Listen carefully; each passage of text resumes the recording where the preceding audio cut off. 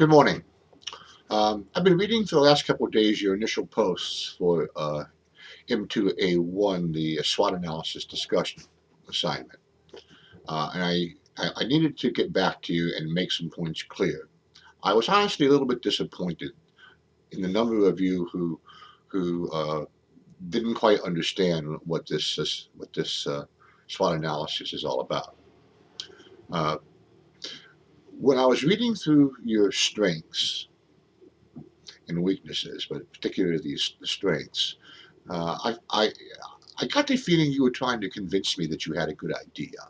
You were saying people were saying things like nobody else does this, or the world is ready for it, or you know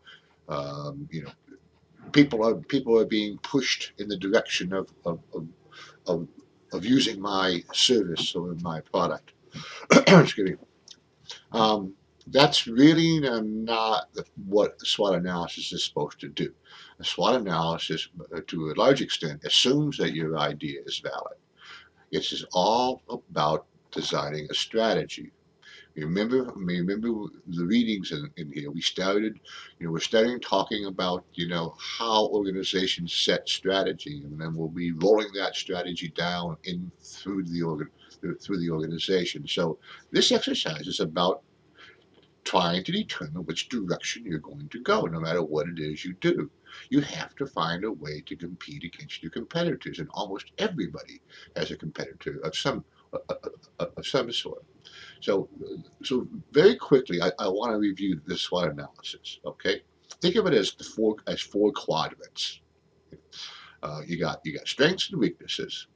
Those are internal issues. Strengths are you have a great experienced staff. You know the geographic area. You have good funding. Weaknesses are your staff is a little bit short. You can't cover everything all at once. Your equipment's not quite up to date, and you don't quite have the money to do it yet. Those are internal things that would uh, help you be either successful or not so successful. Those are internal. We have external things. We have opportunities and we have threats. These are things that you can't control, but they are things that you might be either need to look out for or opportunities that you might want to exploit. Opportunities are things like the economy is great.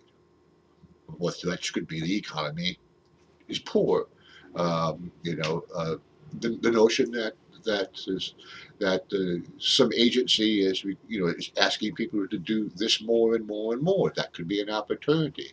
A threat could be that there's too many competitors in the area, or there's a big boy on the block that hasn't even decided to do what you do, but if they see you being successful, they might come get you, and they have deeper pockets than you do. So you got strengths and weaknesses that are internal, opportunities and threats that are external. I also want you to think about those four as either as two being positive things, your strengths and your opportunities, and two things that are negative, the threats and the weaknesses. Now, what you need to do is take your threats, do a mental SWOT analysis, if you will, of your competitors. Let's say, for instance, you had a competitor who was well established, had a good size client base, and because they have this kind of monopoly, they don't give very good customer service. And you know that's one of their weaknesses. One of your strengths is you have people who believe in customer service and their experience. So what's your strategy? Your strategy is to use your strength, your customer service expertise, and willingness to work hard in that area, and you apply it to the weaknesses of your competitor who who doesn't care or doesn't think he should care because he had no competition up until this day.